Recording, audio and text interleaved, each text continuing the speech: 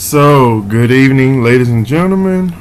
Today we'll be doing a presentation on Chapter 5, The Meaning and Value of Work.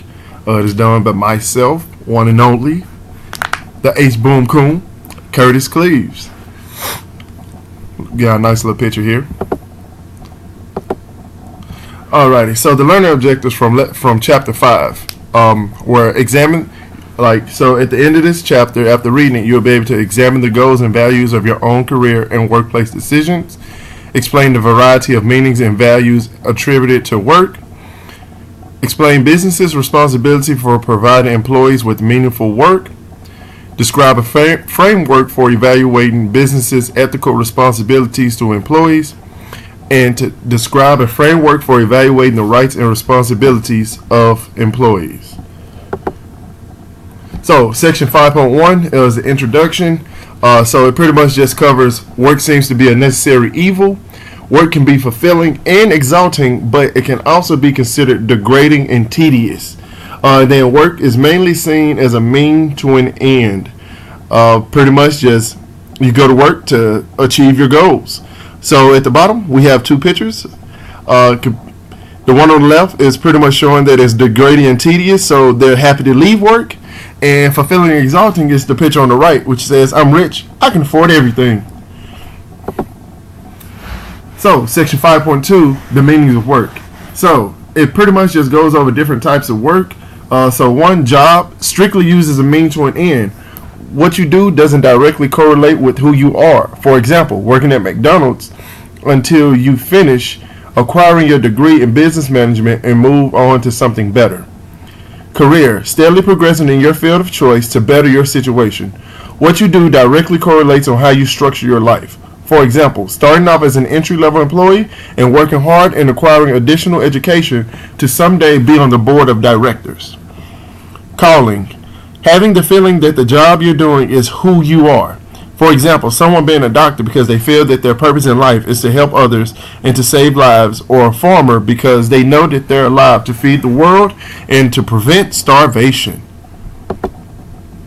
Section 5.3, the value of work. Why work? Or what is work good for?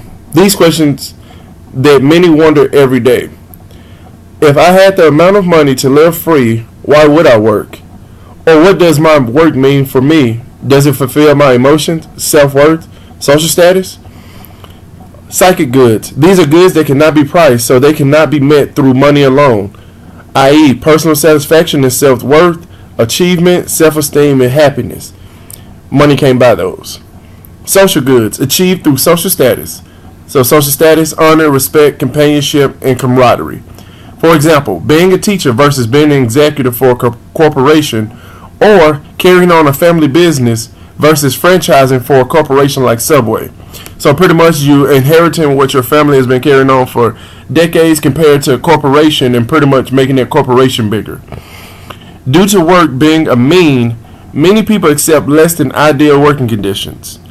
Many more people are willing to work multiple jobs as compared to years ago when a family could survive on one income. Contingent jobs, temporary, part-time, or subcontracted jobs. Many are accepting these jobs because full-time hours aren't conducive with their schedules or goals.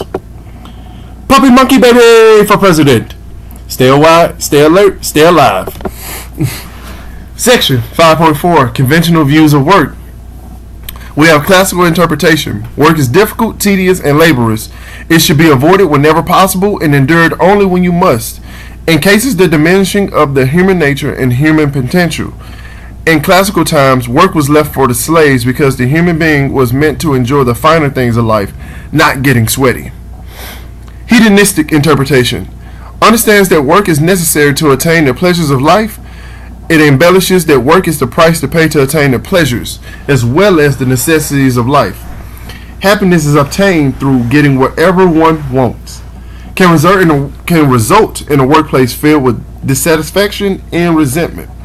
And at the bottom we have pretty much an example of both interpretations. On the left we have the classical interpretation, pretty much shows that living and enjoying the finer things of life are better than working. And the hedonistic interpretation shows that hard work leads to getting the stuff that you want, i.e. going to vacations, playing on the beach, all the good stuff. Section 5.5, the human fulfillment model. So the human fulfillment interpretation pretty much states that work is the activity that brings out the full potential of humans. Not every job contributes to this potential, but the right kind of environment and proper kind of work can increase their potential. Workers that are challenged are workers that can increase their potential. Workers and work have an intertwined reciprocal relationship. Each side influences and shapes the other. So with our example, it shows that the young lady on the left starting off as a regular cashier, probably working on the serving line, probably as a janitor, but they work hard and they lead to actually owning a McDonald's store or being a manager or being a regional manager, different stuff like that, just being challenged to do better. Section 5.6, the liberal model of work. Middle ground between the conventional model and the human fulfillment model. That can include primary goods that are necessary in order to achieve whatever other goods an individual chooses to pursue. People should be able to choose what type of work they do and what ends they strive for. So pretty much, that's just pretty much saying that, you know what, we can do what we want.